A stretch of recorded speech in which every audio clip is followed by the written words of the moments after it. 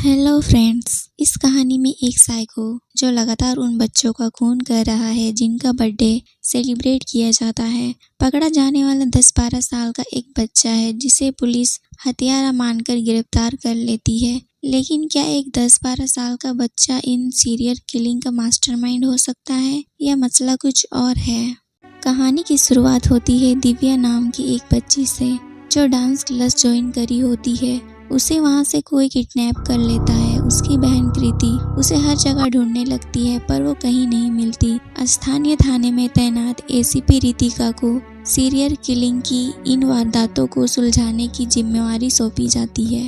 वो पूछताछ के लिए उनके घर जाती है पर कुछ पता नहीं चल पाता। फिर कुछ टाइम बाद उन्हें दिव्या की लाश मिलती है। उस छोटी लड़की की लाश मिलने पर हर जगह सनसनी फैल जाती है। लेकिन केसेज इतने ज़्यादा उलझे हुए हैं कि इतनी आसानी से सॉल्व होने वाले नहीं हैं। इसलिए रितिका एक फॉरेंसिक एक्सपर्ट को अपॉइंट करने को कहती है। कमिश्नर उसे अनऑफिशियल इन्वेस्टिगेशन के कारण अपना medico legal adviser Samuel John Kattukaran को रिकमेंड करते हैं। जॉन अपने काम में उस्ताद माना जाता है लेकिन उसके काम करने का अंदाज दूसरों से थोड़ा अलग है। एक केस में रितिका और सैमुअल का एक साथ काम करना उन दोनों को असहज करता है क्योंकि उनका अपना एक बीता हुआ समय होता है। सैमुअल उसके बड़े भैया की वाइफ होती है। उनकी 2 बेटियां थी जिसमें से एक बेटी मेले में खो जाती है, जिसके कारण दोनों में अनबन हो जाती है और दोनों अलग हो चुके थे। अपनी व्यक्तिगत जिंदगी से जूझते हुए दोनों को एक उलझा हुआ केस जल्दी सॉल्व करना है। सैमुअल लैब में दिव्या के कपड़ों की जांच करता है और उस जगह जाता है जहां से दिव्या गायब हुई थी और छानबीन करता है। एसीपी इसे कहता कि दिव्या को कार से बाहर नहीं ले जाया गया है। उसके पैरों में मिट्टी और कपड़े पर तार के निशान जो काई मिली है वो इसी रास्ते से गई होगी। एसीपी सैमुअल के लिए एक फॉरेंसिक असिस्टेंट अपॉइंट करती है जो उसकी जासूसी करने को कहती है। सैम साइकोलॉजिस्ट के पास मिलने जाता है और दिव्या की रिपोर्ट लेता। उसे वहाँ रितिका की बेटी मिलती है। उसका साइकोलॉजिस्ट के पास ट्रीटमेंट चल रहा होता है। रिपोर्ट लेकर वहाँ से चले जाते हैं। दूसरे दिन वाटर पार्क में एक बच्ची खेल रही होती है और अचानक गायब हो जाती। पुलिस इस केस के बारे में डिस्कस करती है। तभी सैम उस फोटो को गौर से देखता। वो कहता कॉरपोरेशन कंपोस्ट वाली जगह के पास दिव्या की डेड बॉडी मिली थी।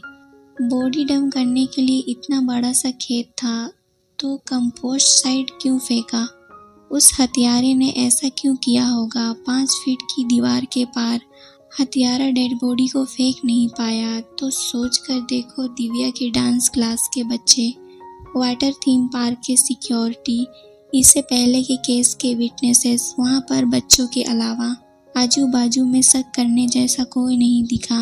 मतलब साफ है 4 फीट ऊंचाई वाला 5 फीट दीवार के पार बॉडी को ना फेंक पाना एक ऐसा ऊंचाई वाला व्यक्ति की तलाश है क्योंकि वही हत्यारा हो सकता है। इस क्राइम के पीछे कोई बच्चा हो सकता है। एसीपी कहने लगती, सरकार जो तुम्हें पैसे देती है लीगल एडवाइजर का वही काम करो। इन्वेस्टिगेशन और गवाही लेने के लिए क्वालिफाइड पुलिस ऑफिसर हैं। अब्दुल जो कि रिटायर एसपी है, एक डीएनए सैंपल की जांच के लिए सैम से मिलता है। वो कहता, ये डीएनए किसका है?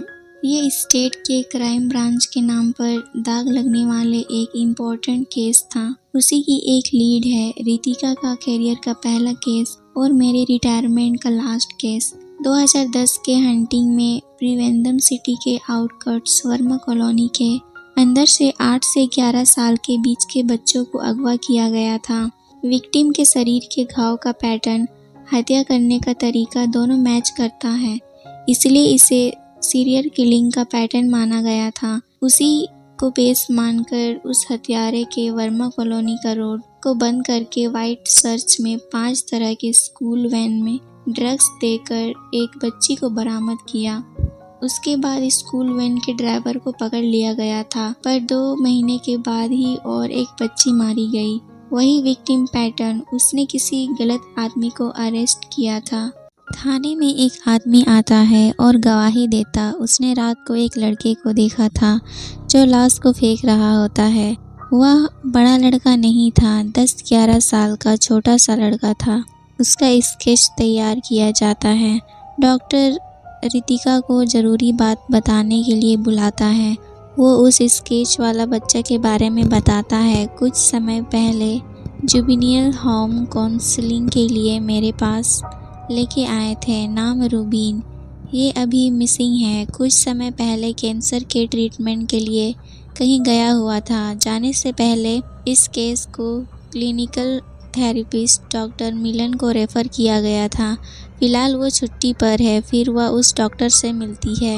वो कहते, कुछ साल पहले रूबीन का केस मेरे पास आया था। ग्राउंड में खेलते समय एक मामूली से झगड़े में अपने 2 दोस्त को धक्का मारकर कुएं में गिराकर मारने की कोशिश की थी। तब उसने पहली बार उसे देखा। उस दिन मैंने जो उसकी आंखों के भाव देखे वो कभी नहीं भूल सकता। जल्द ही मैंने उसके साथ थेरेपी सेशन शुरू कर दिया। कुछ कोशिश करने के बाद मैं उसके साथ कनेक्ट हो पाया था। जैसे जैसे साल बीतता वो ठीक होता जा रहा था। अचानक 2 हफ्ते पहले वो बिल्कुल ही बदल गया। उस वक्त जो मैंने उसके चेहरे पे भाव देखे वह बहुत डरावना था। दूसरी ओर हॉस्पिटल से मालविका नाम की बच्ची गायब हो जाती है। सभी इन्वेस्टिगेशन करने लगते हैं। सैम वहाँ के डस्टबिन की जांच करता है। वो कहता, हमें चॉकलेट का रैपर डस्टबिन के ऊपर से मिला। वहाँ एक पास में जो थिएटर है वहाँ पर आफ्टरनून का एक टिकट मिला। झाड़ू मारने वाले ने दोपहर के वक्त झाड़ू मारा होगा। उसी वक्त धूल लगी है। आफ्टरनून शो देखकर यहाँ लोग टिकट फेंक कर चले गए होंगे। मतलब लगभग 12:30 बजे के बाद ही टिकट फेंकी होगी। झाड़ू मारने वाला आया और झाड़ू, कचरा और टिकट को डस्टबिन में फेंक दिया। यह सब कुछ होने के 1 घंटे पहले वहाँ हुई मालविका की ये चॉकलेट रैपर, इस पर मिट्टी और धूल कुछ नहीं लगा है। मतलब पुलिस को मिसलीड करने के लिए ये डाली गई है। मतलब ये कोई बच्चा नहीं आदमी है। एसीपी का फ़ोन आ जाता और वो वहाँ से चली जाती है। सैम उस चॉकलेट रैपर के छूने वाले व्यक्ति का पता लगाता है। वो कहता, उसने चॉकलेट रैपर के बाहर एक कॉटन थ्रेड मिला है। उसके फिंगरप्रिंट्स ना आए ऐसा किया होगा। मुजरिम उस चीज़ को करता पर फंस ही जाता है। एक फॉरेंसिक की आंखों से देखा जाए तो वो कॉटन थ्रेड्स, उसके अंदर छिपे हुए वो स्किन सेल्स, उसके अंदर वाला टच डीएनए सब कुछ देख सकते हैं। वो एनालिसिस करने वाला एक डिवाइस लाता है जिससे उस सरफेस को लगे डीएनए का पता लगा सके। उसे पता चलता है कि वह ना तो मालविका ने हाथ लगाया है और ना ही रूबीन ने। मतलब कोई तीसरा है जो रूबीन के पीछे छुप रहा है ताकि वो किसी और की नज़रों में ना आ सके और हत्यारा बच सके। सैम अब्दुल के द्वारा दिए गए डीएनए और मालविका के चॉकलेट से मिले डीएनए दोनों को मैच करते हैं। 10 साल पहले वाला वर्मा कॉलोनी का केस अभी इस शहर में भी हो रहे हैं। चाइल्ड किलिंग का केस, ये दोनों एक ही आदमी हैं। वो उस जगह जाते जहां वर्मा कॉलोनी के बच्चों की डेड बॉडी मिली थी।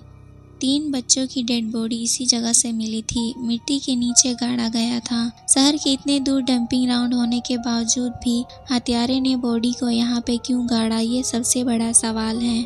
फिर वो पाइपिंग कंपनी वाले को वहाँ बुलाते हैं और खुदाई करवाते।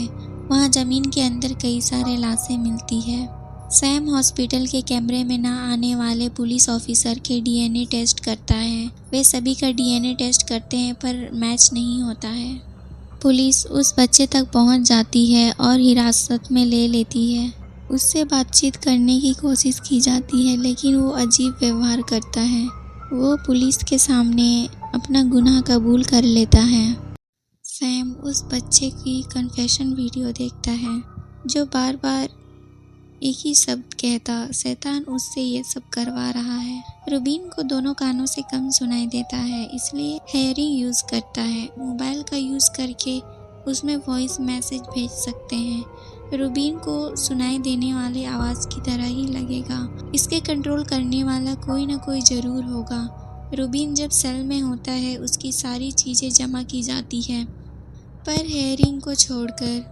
हेयरिंग उसके कान में अभी तक है, मतलब वो अभी भी उसे कंट्रोल कर रहा है और वो अपने आप को मार देता है। सैम को अपने घर के बाहर एक कार दिखती है। वह जाकर देखता कोई नहीं होता। पीछे से कोई उस पर हमला कर देता है और उसे किडनैप कर लेता। वो बेहोश होता। जब उसे होश आता वो देखता है कि वो एक वैन में होता है। किडनैपर सैम के पास आता और एक वीडियो दिखाता। वो हैरान हो जाता। रितिका की बेटी जहाँ काउंसलिंग के लिए जाती है वही पास में वो जगह होती है। नव्या जो रितिका की दूसरी बेटी होती है वो मरी नहीं, जिंदा है। वो कहता मेरी कोई गलती नहीं थी, पर रितिका ने मुझे मुजरिम बनाया, मेरे सपनों को बर्बाद कर दिया। उसी तरह उसकी 13 साल की बच्ची हत्यारा बनेगी। फिर दोनों में हाथापाई होता है और फिर उसे किडनैपर को कोई तीसरा आदमी गोली मार देता है। वो उस हत्यारे का पीछा करता। उसे वहाँ एक वैन दिखती है। वो उस वैन को लेके वहाँ से निकल जाता है। उसे नहीं पता होता कि वह उस हत्यारे का ही चाल है, क्योंकि उस वैन में एक बच्ची होती है जो पुलिस वाले वैन को ट्रेस कर रहे होते हैं। सैम को वो पकड़ लेते, मगर वो वहाँ से भाग जाता है। वो उस हत्यारे को पकड़ने का प्लान बनाते हैं। सैम डॉक्टर से मिलता है और लॉयर से मिलने का बात करता है। दूसरी ओर रितिका जेवियर के साथ जंगल में अपनी बेटी की तलाश में जाते हैं और सैम डॉक्टर के साथ जाता। वो डॉक्टर को बताता है कि मैं 2 दिन से हत्यारे का पीछा कर रहा हूँ। झील के पास 4 लाशें मिली थी, एक एडल्ट की थी, वो बहुत साल पुरानी थी। हड्डियों की जांच करने से पता चला कि उस पर सिर्फ रिजर्व वाटर के मिट्टी ही नहीं थी, बल्कि त्रिवेंद्रम के सदन अपार्टमेंट में मिलने वाले ऑयल के ट्रेसेस भी थे। वो मिट्टी ढूंढने पर पता चला एक केमिकल फैक्ट्री से निकला हुआ केमिकल बेस वहाँ बहुत बड़ा एनवायरनमेंट इशू बन गया था और उसके खिलाफ वहाँ के गांव वाले प्रोटेस्ट कर रहे थे। प्रोटेस्ट को दूर करने के लिए वो कंपनी वहाँ की अगल बगल की ज़मीनों को सोने के भाव से खरीद रही थी। वहाँ पर रहने वाले एक आदमी ने एक रहस्यमय, जो किसी को नहीं पता, उसने उस मिट्टी में खोद कर डाला था। पर वो पकड़ा ना जाए इस डर से वो उसे खोदकर दूसरी जगह डंप कर रहा था, ताकि और उसे ढूंढकर जा भी ना पाए। ऐसा रिजर्व वाटर का बेस था। उसे वहाँ के वासियों की लिस्ट दिखाता है। वो कहता वो लाल इंक से जो मैंने मार्क किया है वही है हत्यारा।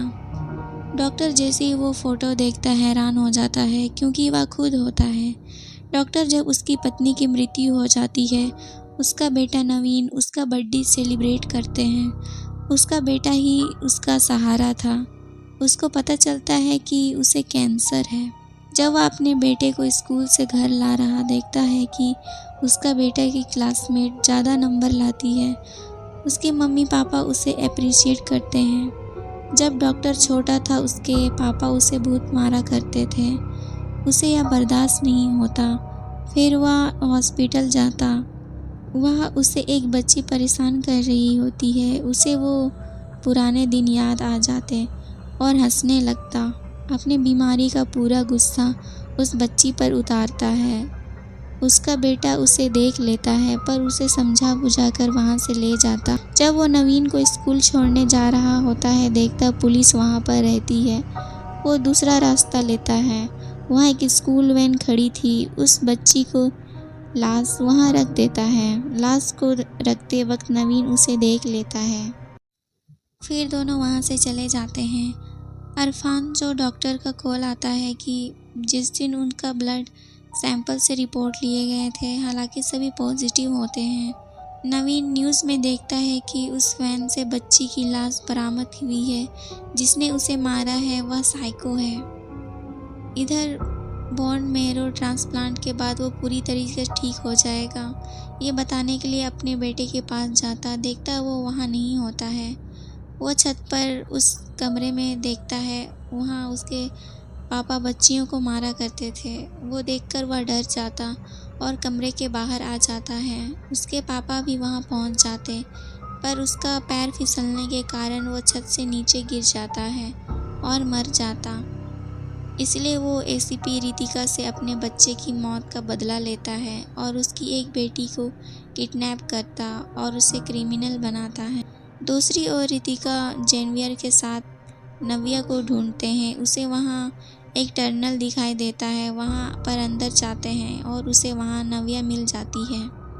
नव्या मिलने के बाद सैम को मैसेज कर देती है। सैम डॉक्टर को कहता है कैंसर के ट्रीटमेंट में दूसरे का ब्रेन मैरो लेने पर उस पेशेंट का डीएनए घटकर डोनर का डीएनए होता है, लेकिन उसी वक्त उसके बाल, स्किन और नाखून उसका खुद का पुराना डीएनए होता है। मालविका के चॉकलेट के रेपर में जो डीएनए मिला था वह उसका था। जो उसने टेस्टिंग के लिए जो डीएनए दिया वह नया था।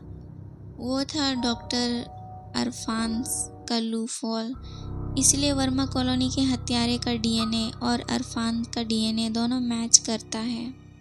ये सुनकर डॉक्टर उस पर हमला कर देता है। दोनों में हाथापाई हो जाता है और कार का एक्सीडेंट हो जाता है और डॉक्टर मर जाता है।